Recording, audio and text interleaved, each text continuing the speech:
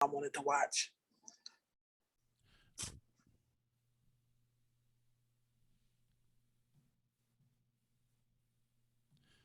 All right, so we'll go ahead and hit live there. Turn on original sound, and let's turn on some music so we can start this party right.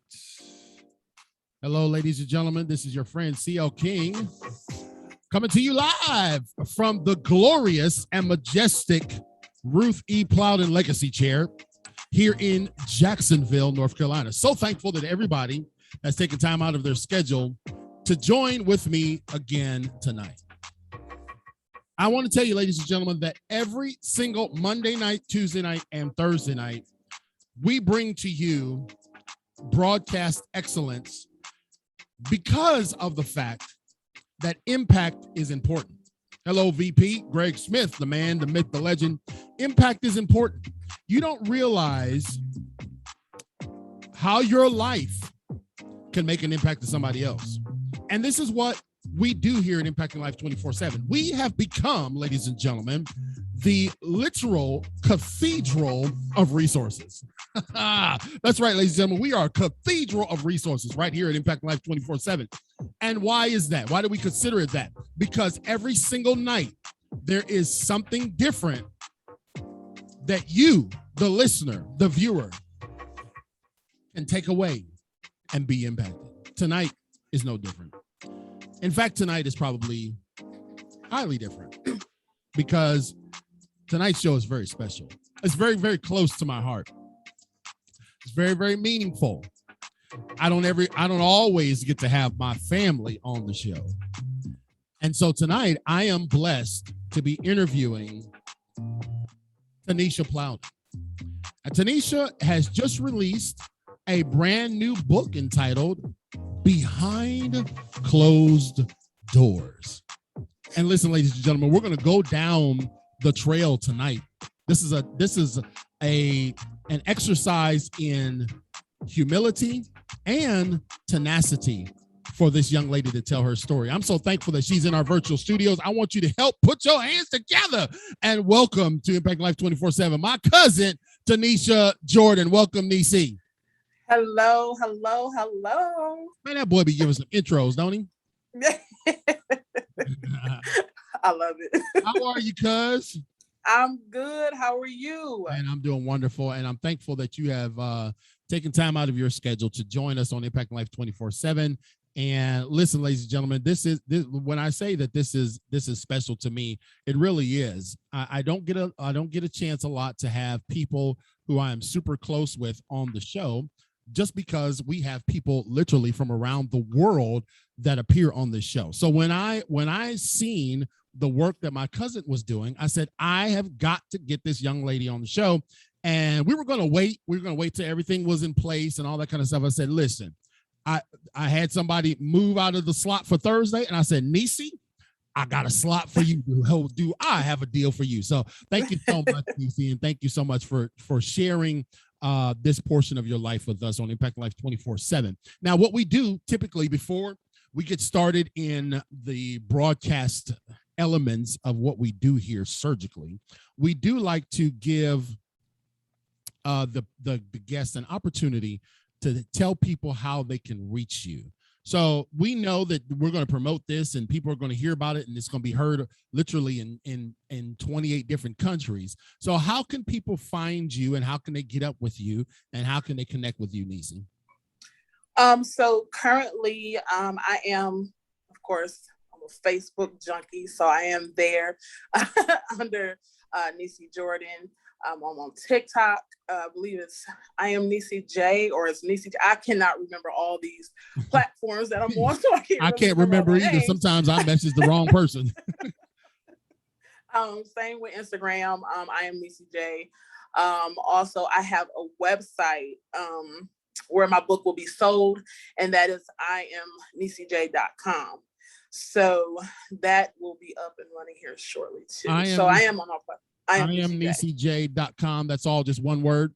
Yes. Okay, so Yes. Greg, put that in the chat for us. I am bcd.neiceej.com. Of course, those of you listening to Impacting Life 24/7, this will be in the show notes. You'll be able to see it and connect with Neicee. She's so true that Facebook can be addictive, and we can be, us old folks now are Facebook junkies. Right. All the young folks done left Facebook, right? Right. My son, I'm like, dude, talk to me on Messenger. He's like, Dad, I don't No. get down with Facebook like that. That's y'all Right. that took it over. Right.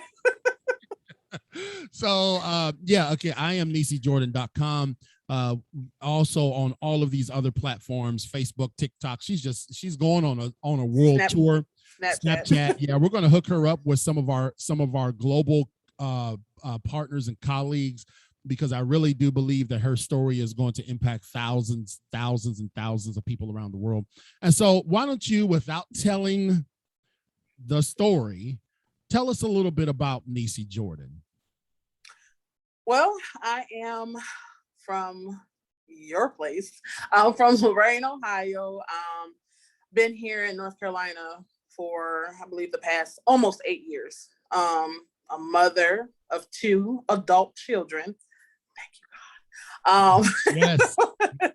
A wife. I have 2 grandchildren, Dakota and Alea, who are my daughter's children. And I am just, I don't know, I'm just that person. Right. Well, and the thing about it, Neicee, is that what a lot of people don't realize is that you are one of the funniest, down-to-earth people on the planet. I mean, every time me and you get together, all we're doing is cutting up and laughing. But right. before we get down to the serious business, let's let everybody know. Okay. As everyone knows, and my book will be coming out sometime in the year 2076. So I'm still on page 1, paragraph 1, and my cousin done lapped me and got her book already out. Working on the second. Working on the second. Neicee and I actually came into familyhood back around 1987, 86, 85, somewhere in that time frame, 87. And it was funny because I was staying in a foster home, which happened to be her uncle. So that would have made me and Neicee cousins, right? You understand? Right. Me and Neicee have a dual relationship now. We stayed there. We had such a great time as kids. Neicee and I was talking about the city of Lorain, Ohio, and how things have such radically changed. And, I thought Neicee was like Pepper or Salt from the Salt and Pepper group, because you was wild, Neicee, right? Just a little. Yeah. And I remember you was a cheerleader at Hawthorne Boone and all that. Mm-hmm. Well, then a situation happened that required me to leave that foster home.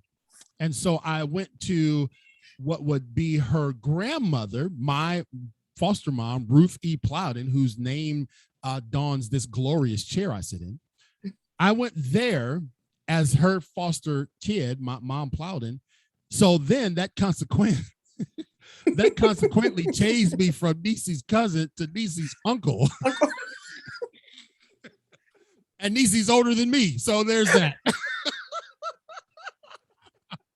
I like to call him my kunkle. Uncle, yeah, we're kunkles, and it's so funny, man. And we laugh about it. But the beautiful thing, really, Neicee, is though I was a foster kid, I don't know how many of the foster kids you keep up with.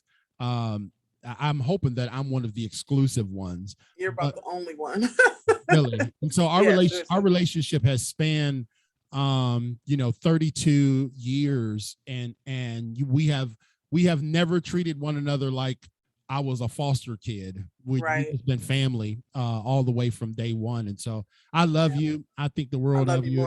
And I really do believe that what you have to tell and the story you have to tell is going to be important. So your book, well, let's just get right to it, because I want everybody to understand in Impact Life 24/7 that Neicee has taken her 40 plus years to put this book together. And a lot of times people think, you can just sit down and write a book. It took my vice president, I think, like 3 years, 3 or 4 years to get his book done. What was some of the challenges in terms of getting this book complete, what were some of the challenges you faced throughout this journey? Well, let me say, I started writing this book in, I believe, 2017. And I think at that time, I was still going through the process of trying to get past what I had went through. Mm-hmm. And so it was almost like I needed an outlet. And going to see a counselor, I probably did that maybe 2 or 3 times, and it didn't work for me. So I felt the need to put it on paper. And when I did that, it took me a while because I had to relive it all over again. Mm-hmm. And so just writing it and then reliving certain parts of it, made me put the book down and then pick it back up, trying to go back at it again.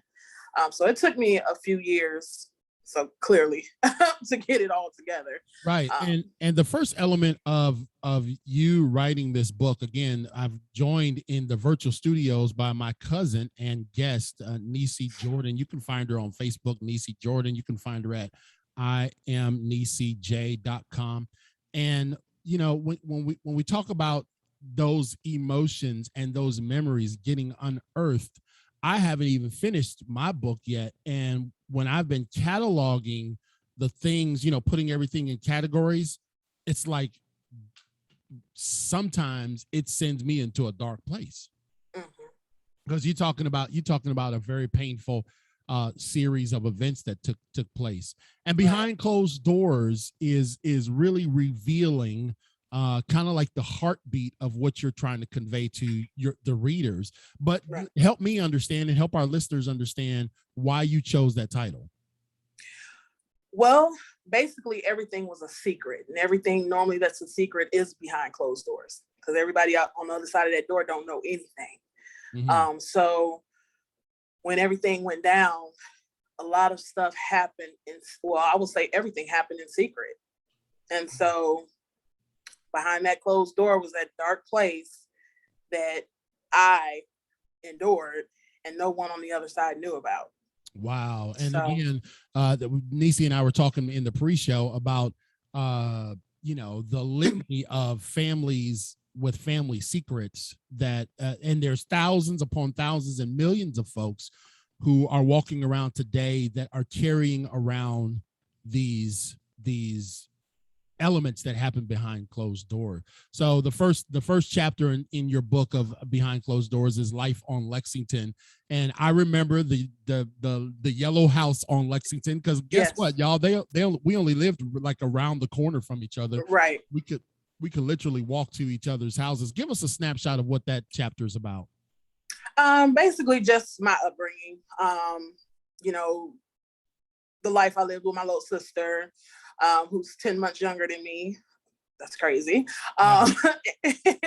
And, just the parents I had, the great parents that I had that, raised us to be who we are today. It was about, my friends that I grew up with and the fun that I had. And I was thinking about that. Of course, Greg, the VP and executive producer of Impact Life 24/7, he says in the comments that it's a great book. He was fortunate enough to read the draft. So I wasn't fortunate enough to read the draft. I'm going to just buy my copy since my cousin sent it to me. But he says 5 stars. And Lexington Avenue, that was Lexington Avenue, right? Yes. Correct. Yeah, I stayed on 23rd Street. So we were literally just around the corner. Right. And that was a happy time. I knew mm-hmm. Neicee's dad, the late Gary Plowden, and of course I still know her mother, who I guess is now my sister and aunt. I don't know what she is. She still resides there in Lorraine. And we were talking about this. You remember really, Neicee, just how much fun it was when we were kids? Yeah. Oh my gosh. Those times were the best times ever. Yeah. Can never get them back, but they were the best. I mean, you remember the guys riding around on the tandem bikes that would do the reflectors and have little speakers on the back. Oh my God. Man. Right. And what club did we like to go to? Sons of Italy. Sons of Italy. Yes, Hey, yes. I know the folks can't see it on camera, but on this hand, my left hand, I was on the way to Sons of Italy, and some dude walked up to me with a scalpel and stabbed me. It's still right here. Are you serious? Yeah, I didn't know that. That was the end. That was the beginning of the end of Lorain, Ohio. Just totally bizarre. I mean, it was so random. But yeah, but we did have fun as kids, and your parents, who I enjoyed being around. Gary was so fun, wasn't he hilarious? Everybody loved him. They thought he was the biggest jokester. He kept everyone laughing. Yeah, he was just a happy guy. He really was. And was he involved in foster work too, or was it no? Was it okay, so I know only when he was called to the house. Oh yeah, straighten y'all out. That's it. Yeah, that's right. Because, ladies and gentlemen, my foster mom took some of the. He said, "Oh, they fresh out of prison. We'll take them." And he was a correction officer, so right. Go. So yeah, Gary was, but he was always so kind, and I really did feel a connection with him, relative to just the family piece, and that was one thing that mom was really skilled at. I mean, I just felt like, even though I knew I was a foster kid, I still felt a connection to many of the family members. Obviously, Bootsy and I were super close. That was mom's oldest daughter, right? Yes. Yeah, and I know you were close with her. So Lexington Avenue has got some great memories. Lorain in general has some great memories. And then chapter 2, you talk about this is what I'm made of. So what are we talking about there? That is basically about my mother and my father. My mom comes from a huge family. She lived here in North Carolina. She was born and raised by her mother and father, who raised 28 children. Well, let me change that. It was 28 children born, 4 of them of which didn't make it during birth or something happened. Mm-hmm. So living 24 children. So it goes on to talk about that. And then my father and, mom and pops and the foster children they raised, and just the background of my parents. Yeah. And again, Mom Plowden was in the foster care work for 30 plus years. So it at some point or another, there was a reason why Gary needed to be around from time to time. Right. And as you guys see here, those of you tuning in to Impact Life 24/7 live, I'm drinking out of my very own signature tumbler, the Impact Motivator, ladies and gentlemen. I know you guys can't see that, but look at that, CL King, the Impact Motivator. And you can surely get yours at clkingspeaker.com. My man Tim Bicycle puts all of our stuff together. We're getting ready to make some great upgrades to the show, and he is the man behind the graphics. So Neicee, when you talk about your parents, you have fond memories of them, and that's a positive thing.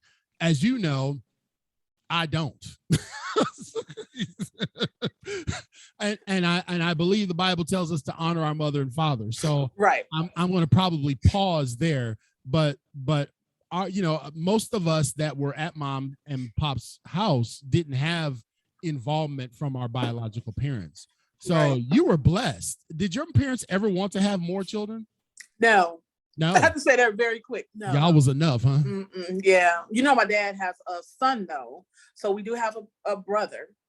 So my father. Look at the show as a show of revelations. Oh. Yeah. So I do have an older brother who my father had prior to my mom. Okay. All right. And so chapter 3, you talk about I am only a child. So again, ladies and gentlemen, I'm joined by Neicee Plowden, my cousin Tanisha Jordan. Her maiden name is Plowden, which we don't even know if that's real. Right. We don't know who we are, but she is the author of Behind Closed Doors, and you can get a copy of her book at various places. One of them is IamNeiceej.com. You can reach out to Neicee on Facebook, Instagram, TikTok. And she up there trying to do TikTok now. All us nearly 50-year-old people up here on TikTok. Right. But it's fun to me. It is to me too. My wife sold it for hours because she does her business through it. So Yeah. you're the third chapter. I'm moving the commercials team. I'm going to move the first commercial to the top of the hour. I'll move the second commercial to the end. What was that particular title and that chapter about when you say I'm only a child? That chapter actually talks about the hardest of the molestation, of being molested by a couple family members, and another person that tried some things. And at the time of me being a child, I mean, I was 7, and it happened for a few years. I'd say to about 10 or 11. And it's just basically letting you know that I'm only a child. Why are you doing this to me? So when these things were happening, because I get asked this a lot because I'm on a bunch of shows around the country. A lot of times people say, okay, so were you looking at this stuff? Because, I was molested quite a bit myself. You were able to have some sort of cognitive awareness that this wasn't right or not?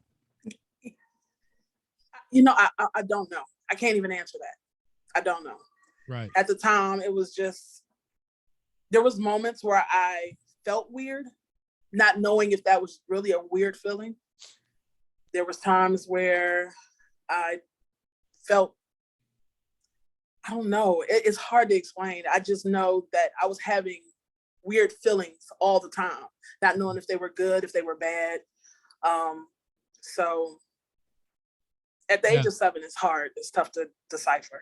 Yeah, and that's probably a very, very good point. Something you could probably talk to people about at length. That the crazy roller coaster of feelings that a child goes through. Now, when you talk about family molestation, we had somebody on our show that dealt with this. That a lot of folks don't realize how much this goes on. They were tuning in on sibling, inappropriate behavior, but families, that's the easiest gateway because everybody trusts family, right? Exactly. And no one would have ever thought the ones that did it would have actually done it. You know. Right. So yeah, it's weird. It was a strange situation. Well, and they are the that's the easiest cover, is to hide behind the cloak of family. And so your next chapter, you talk about in chapter 4, you talk about growing up too fast. What was that about? Because of what happened to me, it's almost like I was forced to be more of an adult than I should have been. I was doing more things that adults are doing I shouldn't have been doing because of what happened. So I grew up a little too fast in that sense of, trying to have sex, or, I shouldn't be kissing boys at this age. I should be playing with dolls, or I should be doing all the things that, 7, 8, 9, 10-year-old children should be doing. Right. And I was doing other things than, I didn't necessarily have sex, but, just attempting to try it because of that situation. Right. And when you talk about the physical molestation that was taking place by family members and outside of family members as well, what age did that start again? I want to say 7. I believe 7. I was 7 years old when that happened. And at any time during that traumatic time, did you speak out, or did you say anything, or no? No, I didn't. I was always told not to say anything. And of course, listening to the adults, I did not say anything. It took me 22 years to actually bring it out. The first person I told was my kid's father, and I think I was 14 or 15 at the time. So he was the first person I actually told, until I told my parents, 22 years later, after it actually happened. Wow. And so sometimes, people think that, what happens with a kid, they don't remember. It'll just kind of fade into the distance. But for you, you were carrying this around for a long time. Oh yeah. Yeah. I mean, I can tell everything, every little detail of what happened. That's how bad it was. And you know, the sad part of this was that those that, you know, when we talk about your mom and dad, who I know very well, they were just in the dark because their little girl had been told, don't say anything. And, you know, you kind of complied. So it makes it tough for a parent to intervene if there's no suspicion. But right. On the back end of that, your behaviors and activities outside of normal young girls' behavior was happening entirely too fast. Do you think that looking back hindsight, do you think that may have sent some red flags? Absolutely. I mean, a lot of stuff that I even did, you know, at the 10 or 11 years old, my parents didn't really know anything. But I know my parents just always say, oh, why she have an attitude? You know, I would always have an attitude. Yes, I would be angry. Yes, you did. I would always have an attitude. And, you know, that was part of the reason. And the fact that they did not know what happened to me, you know, maybe they could have helped a lot more with my attitude or anything by just me telling them what happened. They didn't know. And a lot of my anger came from that. So. Wow, that's and you know, I do recall that. I do recall, you know, again, this is 30 plus years ago for us. And I do recall you being quite, you did have a chip on your shoulder. I can, all the time. Yeah. You know what I mean? It's like, don't mess with Neicee Plowden because she will punch you in the face.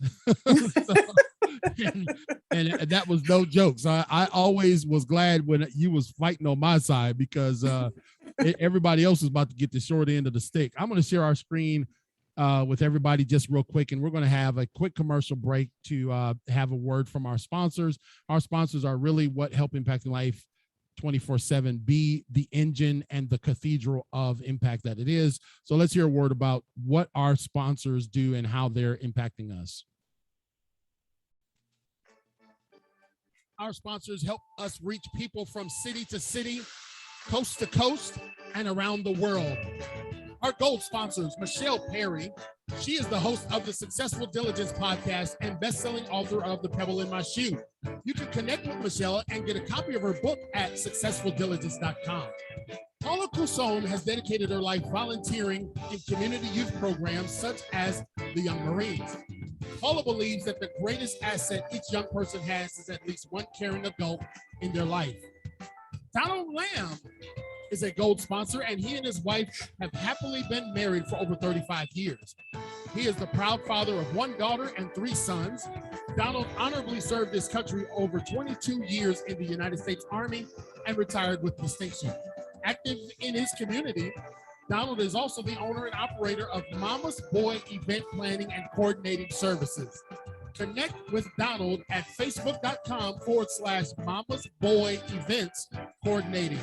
Our platinum sponsors, Gregory Smith. He is the author of 100 Simple Ways How to Manage a Property and Evidence Room. Get your copy today by reaching out to Gregory Smith on Facebook or email him at smithg1963@yahoo.com. Adrian Barker is the host of the Adrian Barker Speaks podcast, a life coach and CEO of Professional Global Etiquette. Please connect with her at professionalglobaletiquette.com. Mr. Mike Black from New Bern, North Carolina. He helps men throughout Eastern Carolina lead a faith-filled life. He is a compassionate leader in his church, a devoted husband and father. Dr. Nate Dunlap Jr. is the executive director of the PRF Institute.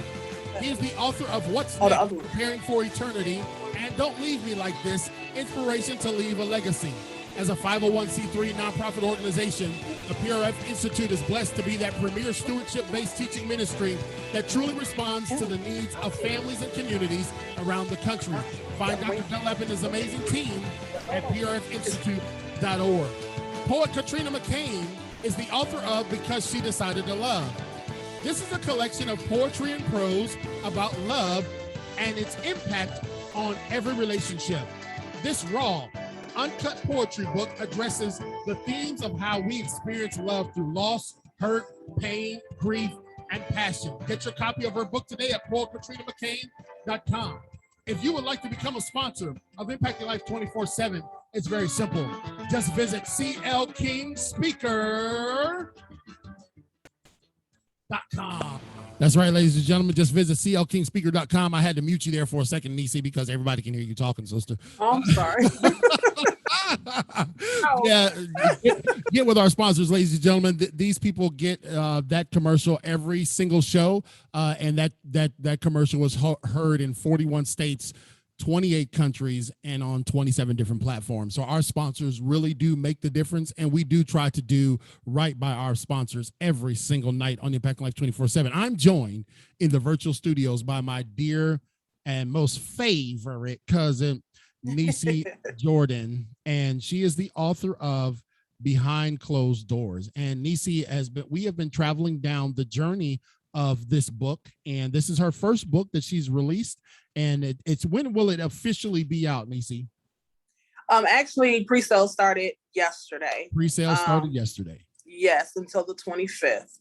Okay. And then you'll be able to go on Amazon and get a book from there anytime after the 25th. All right. So you're going to be available. It's going to be available at Amazon. And also, if somebody would like will you have a cadre of books yourself to where you can send out autographed copies? Yes, I will have those here probably in the next couple of weeks. Okay, great, because that's what I want. So I'm going to make you pay the postage. I'll pay for the book, but I want an autographed copy. How about that? So Neicee Jordan is a Greensboro resident. She's originally from Lorain, Ohio. She is my cousin. Legally, they would consider her my foster cousin because she is the granddaughter of Ruth E. Plowden. And so her and I have been in covenant relationship, family relationship for 32 years. And so when I heard that she was doing this book and she was coming out with a book relative to some of the pain and struggle of her life, I said, man, I want to have you on and I want to do my part. We want to do our part on Impact Life 24/7 to get your message out, and maybe it could impact a life and somebody who's living behind those closed doors now can come out. And so you talk about your high school journey. How was high school? Because I know some secrets about high school, but how was high school for you? You talk about that in the book. Yeah. So high school for me was great. Unfortunately, I was banned from one of the high schools, actually the one you attended. They would not let me go there. So they made me go to a different one due to all of the anger that I had inside, excuse me, from everything that had happened to me. So of course there was a lot of fights going on when I was in junior high. And because of all of that, I had to go to a different school that I didn't want to go to. So throughout high school, it was a great time. That's where I met my kid's father. I ended up dating him, having children. I had, another relationship prior to him during that time. And it basically talks about my relationship, with him and having children and just getting through high school the best way I knew how. Yeah. And, one thing that Greg and I had talked about this with our bullying prevention campaign. One of the things that a lot of times people respond to bullies with a heavy hand or, the gavel of judgment, but they don't realize that you got to get to the root cause of why someone is doing this. And so again, here's Neicee Jordan, back then, Neicee Plowden, running around, fighting, carrying on, doing all her stuff. And we couldn't get to the root cause of what had happened. And when we talk about what happened behind closed doors, that was what you were carrying. And more than just carrying it, you were carrying it alone. Right. Exactly. No one at the time to talk to, because again, it was still a hidden secret. And I did not want to, I didn't want to let no one in on that. It was embarrassing. Right. So I kept a lot of that. I kept it in for years. Now, the gravity and the weightiness of a revelation, let's say this revelation that came out, you know, while all the folks that violated you were still alive or around, that would have absolutely shifted the total that would have totally shifted the family dynamics, wouldn't it? Absolutely. And that's a lot of the reason why I kept it in. Didn't want to destroy any relationships between anyone, especially my grandmother and my dad. So to keep that inside to protect those who I love, that was tough. I had to sacrifice my happiness and how I felt to keep them from hurting. Ladies and gentlemen, nobody should ever have to carry that weight around. And Tanisha Jordan, my guest on Impact Life 24/7, you can find her at what's that website again, Neicee? I can't scroll. The book you'll be able to purchase on IamNeiceej.com. IamNeiceej.com. You'll be able to get that book there. This is her new book release. It's entitled Behind Closed Doors. And so in chapter 6, you talk about starting over. What did you have to start over? Basically, it was just me trying to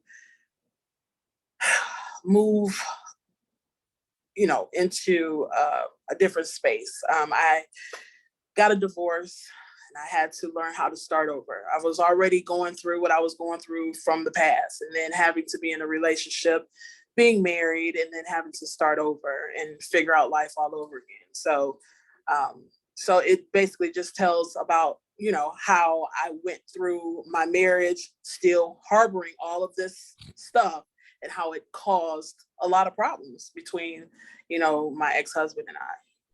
And interestingly enough, ladies and gentlemen, folks think, and I cannot stress this enough, folks think that the way you see us in our present state, that everything's good. I was talking to somebody about this today, whether it be a minister or whether it be a public figure, whether it be, someone like Neicee and I, you see, hey man, you're married, things are successful, you're smiling, all things are well, but you don't realize the weight and weariness of carrying that weight that somebody has to deal with because they've carried it, and it's like they're going to take it to their grave. What I saw with the previous generation, Neicee, was a lot of those family secrets went to the grave, didn't they? Oh yeah, they did. They absolutely did. And it sounds bad to say, but in a way, I'm glad. Yeah, you're right. Yeah. Because some of them, even on my side, the little limited stuff that I know about my biological family, some of those family secrets, some of those things that happen behind closed doors were so devastating that, like you say, revelation of them would be life altering for all involved. But I will say this, that is not a cause, and let's just speak to our audience right now, that is not a cause to feel like you have to remain silent. There was a portion of your life where you felt like you had to remain silent, and then thank God you found the courage and the liberty to speak up. So in chapter 7, you talk about love shouldn't hurt. What was hurting about love?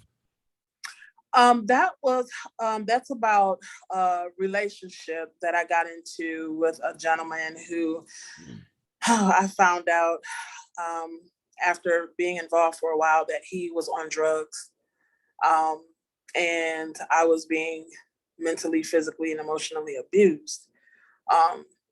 He was crack cocaine is a bad thing, and I went through a lot behind him being on that narcotic. So on top of everything that already had happened to me, to being in this relationship and being physically abused, mentally abused, emotionally abused, verbally, it was bad, and so love that I thought I was getting, it shouldn't hurt. Yeah, and that's interesting. Again, some of this stuff, ladies and gentlemen, I'm interviewing my close cousin, Tanisha Jordan. She is the author of Behind Closed Doors. You can find that at IamNeiceej.com or on Amazon in a couple weeks, but connect with Neicee on Facebook, Instagram, and all other social media platforms at Neicee Jordan. And when you tell me this today, you know, here we are almost 50 years old. You tell me this today, this is kind of like a blind spot for me because I was living my life. I had no clue that you were going through that. Yeah. Yeah. Like I said, I couldn't bring myself to tell anyone. It was But I'm just talking about too much. this abusive relationship. Yeah, that as well. I mean, I hit a lot of that too. I mean, my parents had kind of an idea, but you know, to really come out with all details, no. A lot of people do not know. Wow. And Yeah. and you know, Neicee, that just speaks to the absolute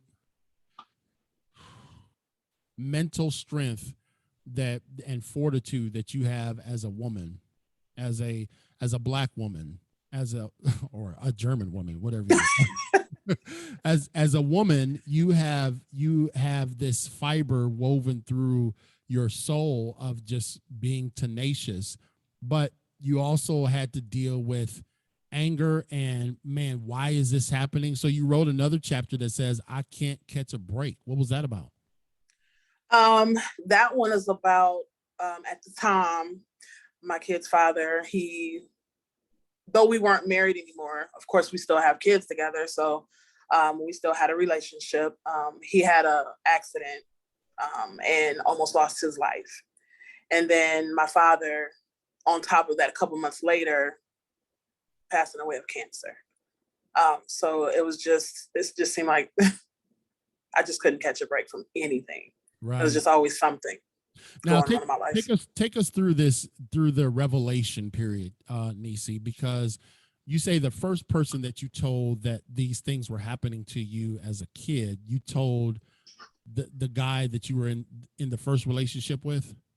Yes, my kid's father, my first husband. Okay, so your first husband, you told him, but then at what point did you tell your parents? So when I finally told my father, and it's still hard for me to remember if my mother was even there.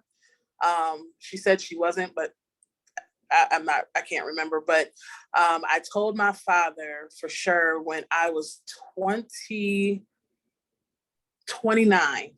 And I think I had just gotten into a big old fight with the one who was abusing me. And I think at that point, I just had enough. Everything was just on me. And I broke down. And the day that I told him, what's crazy is I told him about his brother and what he did to me. But I never told him about his father doing it to me.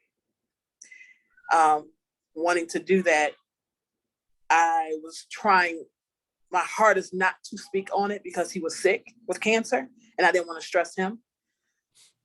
So I just told him, you know, limited parts just to keep him from stressing out and being sick, and with the promise that I would tell him, but he never made it. So I couldn't tell him. So, you know, again, ladies and gentlemen, Neicee Jordan, my cousin on Impact Life 24/7. When you have to, it's one thing, man. It's one thing to have to tell a revelation about an outsider. It's another thing to have to tell a revelation about a family member. How did that conversation go, Neicee? Actually, that specific day, he was on his way to see my uncle, Rodney, your brother. And he was locked up at the time. And I remember just busting in the house and I said, I have to talk to you. And he was like, I'm getting ready to go to, you know, visit Rodney, who was doing time for rape. And I just broke down and told him, your brother touched me when I was young. And he, you know, of course, stunned, upset. And, you know, I told him what had happened and I just left it at that. I couldn't even sit and have a real conversation. I just wanted him to know that he did it. And he was in anger. He left, went to visit him still. What the conversation was between them, I never asked. I didn't want to talk about it anymore. Once I got it off my chest, and once he knew, that's all I wanted, was him to know. Right. Wow. And so this is, you got to think about this, ladies and gentlemen. These are revelations that she had carried around about her dad's brother and also her dad's father. And that was, you know, again, when I talk about how you can look at the hierarchy that would ultimately crumble with these revelations, Neicee kept this hidden and tucked away for 20 plus years, until it just got too much. What would you, I know this isn't the end yet, but what would you say to someone who is that person like you, Neicee, that has, you probably look back and you're like, man, this was happening, seemed like everything was falling apart around me. My emotions were just absolutely upside down, right? What would you say to somebody, because we know that there's going to be many people that hear your story, but they're behind the closed doors. What would you say to somebody? Like, how do you go forward? How do you get out of this? You know, it's hard to say, because when it happens when you're young, like it happened to me when I was young, you know, it's hard to tell a child, hey, you know, you have to speak out. But, you know, at that age, you're too scared to do that. Right. But what I would say for those who actually understand, tell somebody. I mean, never hold anything in. I mean, even if you have to tell your best friend, because holding all of that in, oh my God, it ruins a lot. So you have to open up. You have to talk to someone. I don't care if it's your best friend, if it's a cousin, but if you have the courage to talk to your parents, that's first and foremost. You have to talk to someone. That's just bottom line. If you got to get a counselor secretly, do that too. But you have to talk to somebody. Yeah, and I agree with you, because I you know, as I said, when we're writing this book, Who Ate My Brownie, I have to go down some very explicit and graphic details about stuff that happened to me. And somebody would say, okay, well, it was 30 years ago, or it was this long ago. You know, why now, Neicee? Why write a book about it? Why don't you just let it go? What do you say to somebody who says that? That is letting it go. Writing the book is letting it go. That is my piece. That's my closure. And letting people know what happened to me. I know I'm not the only one. So I myself, being that I love helping people, I know this will help somebody. So to write this book, it's, again, closure, it's peace for me, and it's to help the next person. Yeah, and that's interesting, because Greg says talk to somebody, and that's good advice. You're right, because I you know, I've thought about this myself, that I think the most liberated I feel is when I'm invited on the show, and people invite me on the show because of my story, not because of I'm such a great speaker. They didn't. That's all post what happened to me. You know what I mean? And what caused me to be a great speaker is because of what happened when I was a kid. Right. And so I do feel it almost feels like a therapy session when I'm on somebody's show and I'm articulating, and they, you know, they can't believe that. Did I talk to you about Rose and Charlotte Wade? Yes. Yeah. Okay. Yes. Well, that'll be in the book, but I was telling that I was telling that on an interview that I was in. And what were we, 13 years old when we left with Rose? Did you know? Well, I don't know if you knew, but we left with Rose and Charlotte Wade, who were in their late 30s and 40s, and here we are, these two boys exposed to stuff, like you say, that I'm just a kid. I shouldn't be. No kid should be exposed to that. And then you carry that stuff. You wrestle with, is this right? Is this wrong? You know, right? Exactly. And exactly. And I'm grieved that you had to do this for so long, man. This really just, this touches my heart. You said in chapter 9 that my life is too valuable to waste. What is that chapter about? That was about me. At one point, I wanted to commit suicide. I tried to commit suicide. Actually a couple times, but this one particular time, I really wanted to drive my car off a cliff. And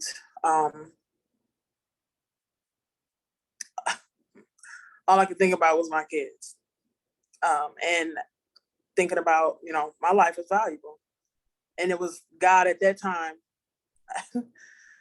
I was sitting in my car wanting to kill myself, and that voice said, my life is too valuable. And I thought about, like I said, thought about my children and, just my overall life, period, what I would be losing if I do this. And just knowing that what happened to me was not worth me killing myself. There's other ways to deal with it. Right. And so, and then moving on to meeting, my husband and making a change, my life was valuable. And so that's what that's about. Well, let's talk about that additional change, because I know MJ, her husband's name is actually Michael Jordan. Right. It'd be a little different if it was Michael Jeffrey Jordan. but MJ came into your life and you guys moved here. How was that a part of the liberation for you in terms of leaving the city and leaving that area? Did that help? It did. It helped a lot because, my past relationships, I believe they were forced, or I rushed into something that I shouldn't have.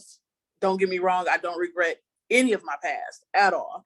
However, meeting someone and waiting for that man that God sent to me, because it was the right time, it did change a lot in my life. It made a big difference.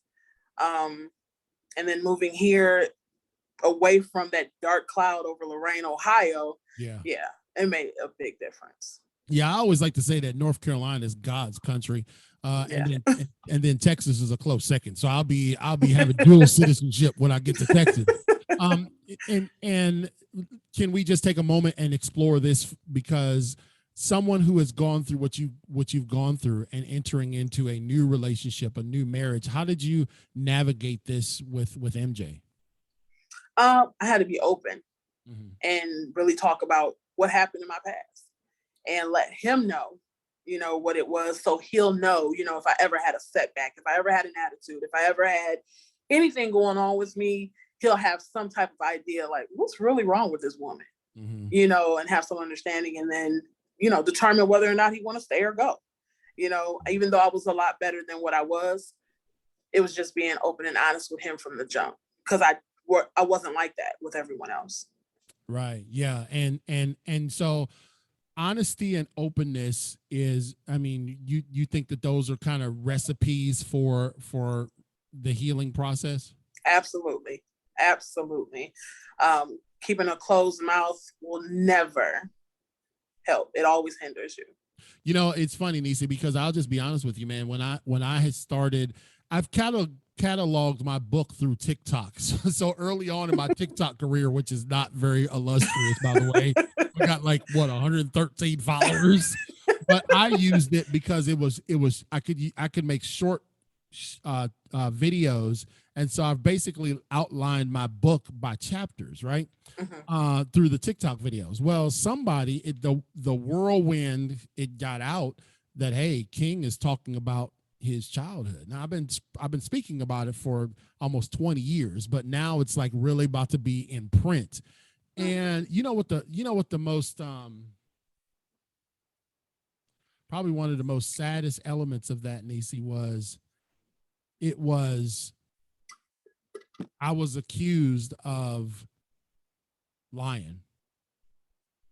It didn't happen. None of the things that I'm talking about in the book happened. I'm just like, wow. Well, my sister, who is alive, Melinda Diane Jackson, she'll corroborate everything I say in that book, because she went through that hell with me. And for someone to it's one thing to, to fix that and reconcile and say, man, that's what you're doing. You're demonstrating the true agape love and the forgiveness. But it's another thing to hear the people who were the perpetrators or who allowed the perpetration to happen to say, oh, that didn't happen. Right. Really? So how did I get to where I was at in life? How was I walking around homeless on the streets of Cleveland? That was a fantasy of mine. Right. And my challenge was finding a safe place. Because, even when I got taken away or when I got moved from my mother's house, I went into a group home where some of the exact same things continued on. Wow. You remember those Better Way group homes in Elyria, Ohio? Yes. Yeah, yes. I was there. So for Wow. everybody, for all those on the other side that said it didn't happen, I was there. I got the tattoo. Wow. So you said, Neicee, in your closing chapter, you said it all happened for a reason. Yes. I believe in my heart, everything in life happens for a reason. And, first and foremost, I had to forgive everybody in my life that done me wrong and, let it go and just trust what happened was for a reason. And in that part of the book, basically, there's different parts that I pulled out of the book that happened that I believe should have happened or was meant to happen. And along with it is a scripture pertaining to that actual thing that happened to me. Mm-hmm. So everything in life happens for a reason. Now let me ask you this, because we're coming up with Neicee. This was a fast hour, wasn't it? Yes, it was. Just like a blink. I'm honored because that you chose our show, Impacting Life 24/7, to come on first. Amongst the many more that you'll be on, talking about your book throughout the country.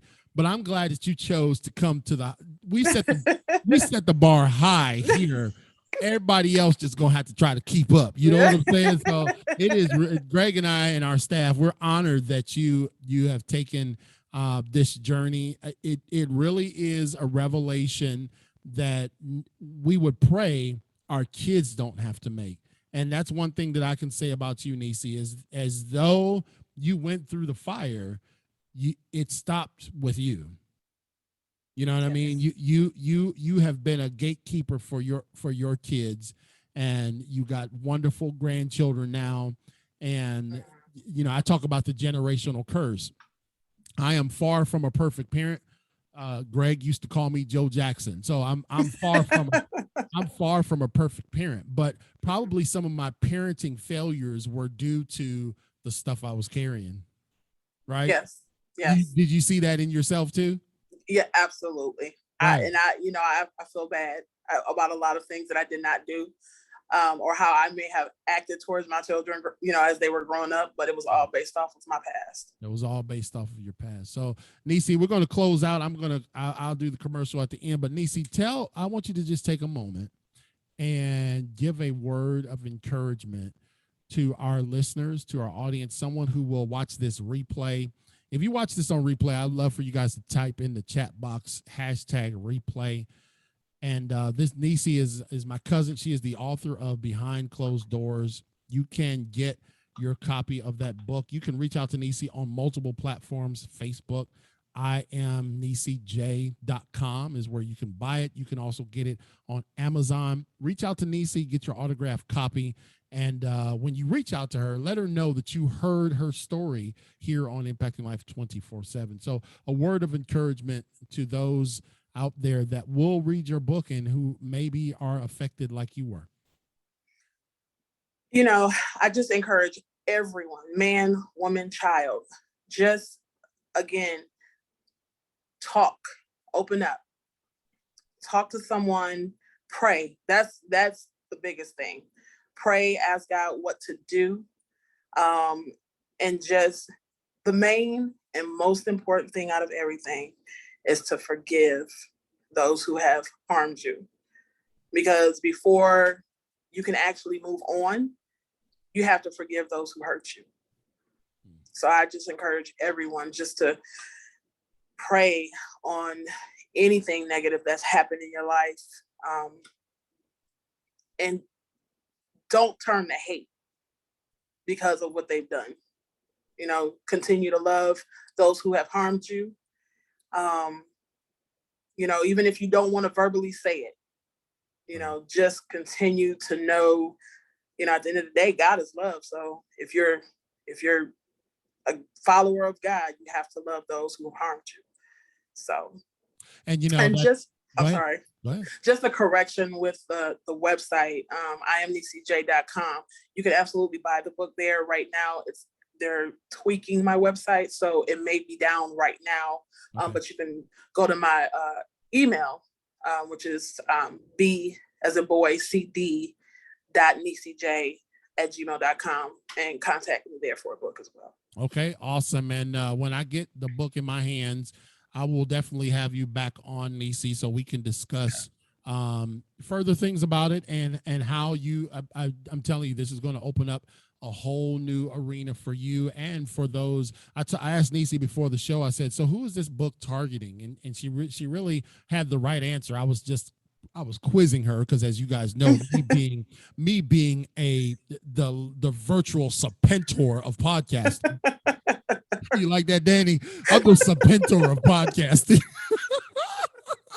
I wanted to hear what she said, and she said it exactly right, that this book is for everybody, because there's so many people that live in the shadows of the closed doors who need an outlet and need to find a way out. And some of the peripheral behavior that you see or are experiencing is probably because of what they carried with them as a child, man. And absolutely. I mean, here I tell people, man, 46 years old, Neicee, and when I have to tell the stories, it takes me back to 1983, girl. It takes me back. Absolutely. You know what I mean? Yeah. And so, yeah. but the promise is what you said, that you can't. There is redemption for your mind and for your body, for your life. There is hope, and you do have a future. You're a great mom. You're an awesome grandmother, and you're an okay cousin. You know what I'm saying? Thank you. So Neicee Jordan, ladies and gentlemen, she is the author of Behind Closed Doors. You can email her at bcd.neiceej.com. Is that right? Or gmail.com? No, gmail.com. Yeah, neiceej@gmail.com. Get a hold of this book and read it. And if you know someone who has gone through childhood molestation, abuse, physical, verbal, whatever, this will be a great book for them. Neicee, it's been my pleasure, and I'm glad that I'm glad you came on one of America's most dynamic podcasts to start this journey, and tell everybody at the ranch there that we said we love them and we love you. Okay. I love you more. And also thank you, Greg. I want to thank Greg big time he's been an encouragement from jump about this book when he got my first draft. So I want to thank him. And I thank you, Chris. I love you for even having me on. Well, that's why we pay Greg, 7 figures a year, because Greg is truly worth his weight in gold. And he's an author. Of course, he's the author of 100 Simple Ways to Run a Property and Evidence Room. And so I'm glad that you guys got to connect. And that's what we do on Impacting Life 24/7.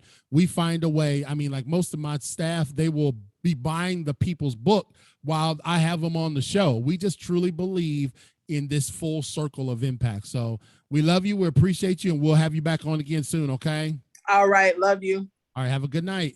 You too. All right, ladies and gentlemen. So that was my cousin, Neicee Jordan, the author of Behind Closed Doors. And this was quite, I know it was, listen, I know when you talk about trying to tell your story, it's never comfortable.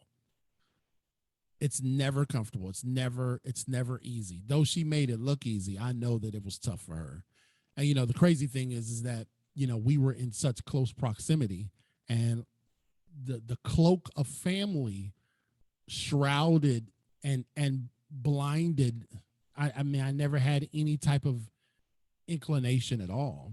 And That's a weighty story to have to tell your dad, oh, by the way, your brother and your father violated me. And that man, you got to get a copy of this book. Let's share and let's help some people heal. And so what I'm going to do right now to close out the show, ladies and gentlemen, because I know everybody loves Impacting Life 24/7, I'm going to share my screen and I'm going to share it with you about our other sponsors, our platinum sponsors. These folks really are what help us to continue to do what we do. We continue to make upgrades to the show. And the reason why we do that is because we want to have a high quality place for people to come and share their story. Every time you hear Impacting Life 24/7, it is brought to you in part by our amazing sponsors. Donald Skip Mondragon II, MD, is a platinum sponsor, and he is a 26-year Army veteran, National Veterans Wrestling Champion, a speaker, and author. He is the author of Wrestling Depression is Not for Wimps, Lessons Learned from an Amateur Wrestler's Fight to Triumph Over Depression. Contact him and book him today at wrestlingisnotforwimps.com. The Underdog Ninja Foundation are platinum sponsors. This was founded in 2020 by Javi and Jessica Madrigal, a husband and wife team that have been battling and overcoming heart disease for 18 years. Their personal story and experiences have led them to follow the calling of empowering, educating, and supporting those fighting heart disease. They have a remarkable platform and a dynamic story. Contact this amazing team at underdogninja.org. Belinda Tyson Linder has spent decades investing in people from all different backgrounds. She is a platinum sponsor. She has led inner city programs for disadvantaged youth, as well as being a mentor to young adults, married couples, individuals facing adversity. Belinda and her husband have built multiple 6- and 7-figure businesses and have trained leaders on having tenacity and character. Ultimately, Belinda cares about people. Bettina Carey is a platinum sponsor. Bettina Carey is a 4'9.5" Latina. She inspires and empowers women to create big results. They break through, they shatter their earnings ceiling, kick self-imposed limitations to the curb, and live their legacies now. Whether she's coaching from a live or virtual stage or conferencing with a small cohort of bold women or men on the rise across from a conference table, her championship strategies and straight talk compel women and men to find their whole new gear and succeed beyond their wildest imaginations. Connect with Bettina today at weempoweryourlife.com. You've heard it here, folks.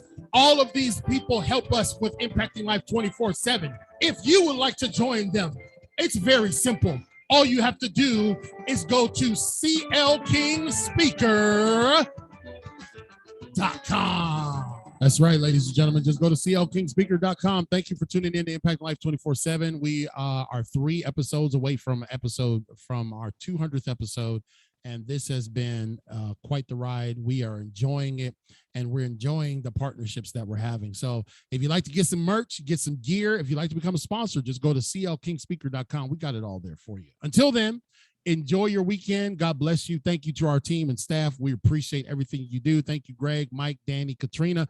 You guys always make this show enjoyable and help me out when I'm fumbling and bumbling. I love you guys. Talk to you again soon.